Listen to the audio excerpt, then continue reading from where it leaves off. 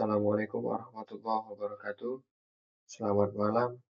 Izinkan saya mempresentasikan hasil kerja saya pribadi, yaitu mengenai tugas 8 perencanaan eksperimen.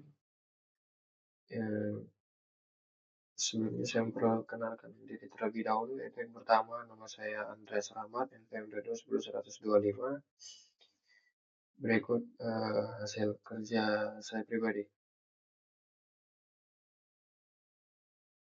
Soal pertama yaitu seorang ahli kimia ingin menguji efek 4 bahan kimia pada kekuatan jenis kain tertentu.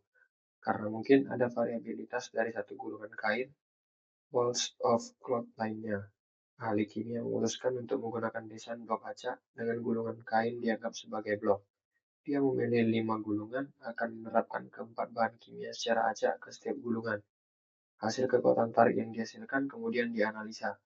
Analisis data dengan alfa gunakan 0,05 dan tarik kesimpulan yang sesuai. Tabel yield strength, kekuatan tarik kain terhadap 4 macam larutan kimia. Berikut tabelnya. Soal yang A, urutkan data sebelum diolah menggunakan Minitab.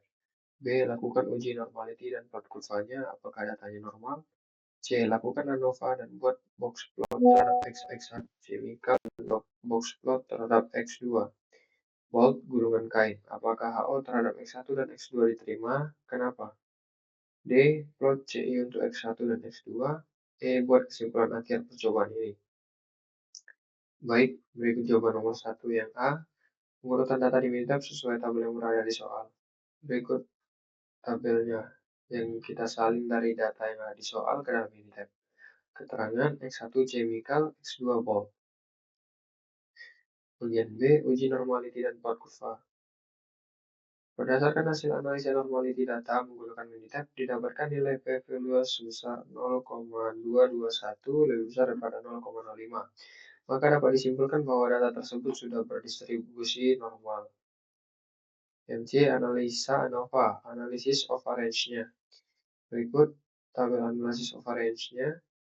Untuk chemical X1, nilai value sebesar 0,121 lebih besar daripada 0,05.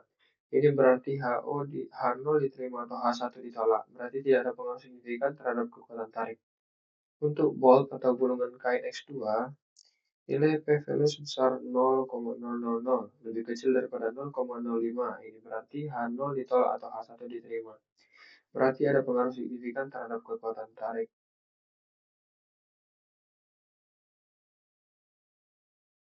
Jawaban plot CI untuk X1 dan X2.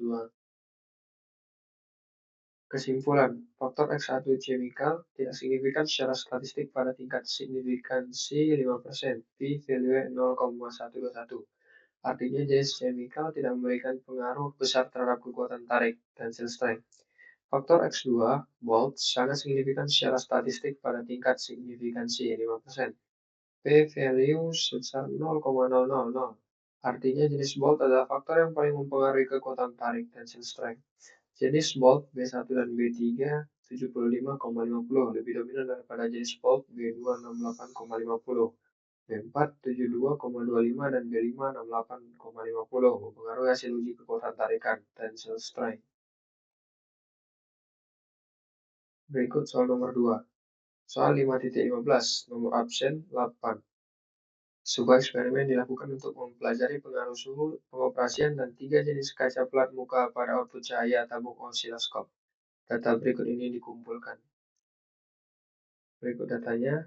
Hal yang A, gunakan A, alfa 0,05 dalam analisis. Apakah ada efek interaksi yang signifikan? Apakah jenis kaca atau suhu mempengaruhi respons? Kesimpulan apa yang dapat Anda tarik? B, sesuaikan model yang sesuai yang menghubungkan output cahaya dengan jenis kaca dan suhu. C, analisis residu dari percobaan ini. Berikan komentar mengenai kesukaan model yang telah Anda pertimbangkan. Berikut ini analisis overrange-nya dan comparison-nya. Berdasarkan hasil uji ANOVA dengan Minitab terdapat efek interaksi yang signifikan antara jenis kaca dan suhu operasi yang digunakan. Ini dibuktikan dengan nilai p-value interaksi jenis kaca dan suhu sebesar 0, lebih kecil daripada alfa. Artinya pengaruh suhu terhadap cahaya tabung osiloskop tergantung pada jenis kaca yang digunakan atau sebaliknya. Yang kedua, p-value jenis kaca 0, lebih kecil daripada alfa, yang artinya jenis kaca memiliki pengaruh signifikan terhadap output cahaya dari tabung osiloskop. P-value suhu operasi 0, lebih kecil daripada alfa, yang artinya suhu operasi memiliki pengaruh signifikan terhadap output cahaya dari tabung osiloskop. Jenis kaca, glass type, dan suhu operasi temperatur secara individual berpengaruh signifikan terhadap output cahaya. Ada efek interaksi yang signifikan antara jenis kaca dan suhu operasi. Kombinasi tertentu dari jenis kaca dan suhu dapat menghasilkan output cahaya yang berbeda secara signifikan dibandingkan pengaruh masing-masing aktor secara independen. Nilai edge step sum of squares, pengaruh suhu 1,970 jauh lebih besar dibanding jenis kaca 150.865, menunjukkan bahwa suhu adalah faktor yang paling dominan memengaruhi output cahaya. Berdasarkan analisis menggunakan metode 2K pairwise comparison dapat disimpulkan sebagai berikut. Jenis kaca yang paling dominan adalah G1 dengan rata-rata hasil produksi yield tertinggi sebesar 1015,33 dibandingkan jenis kaca lainnya G2 dan G3. Suhu yang paling dominan adalah 150 derajat Celcius dengan rata-rata hasil produksi tertinggi sebesar 11.155,22 dibandingkan suhu lainnya 125 derajat Celcius dan 100 derajat Celcius. Kombinasi yang menghasilkan hasil produksi tertinggi adalah jenis kaca G1 pada suhu 150 derajat Celcius dengan rata-rata hasil sebesar 1386. Kombinasi ini menunjukkan performa terbaik dibandingkan kombinasi lainnya. Matematis untuk hubungan antara output cahaya dengan jenis kaca dan suhu operasi adalah sebagai berikut. Y sama dengan sigma tambah alpha I tambah beta J tambah alpha beta IJ tambah elemen IJK, di mana Y output cahaya respons,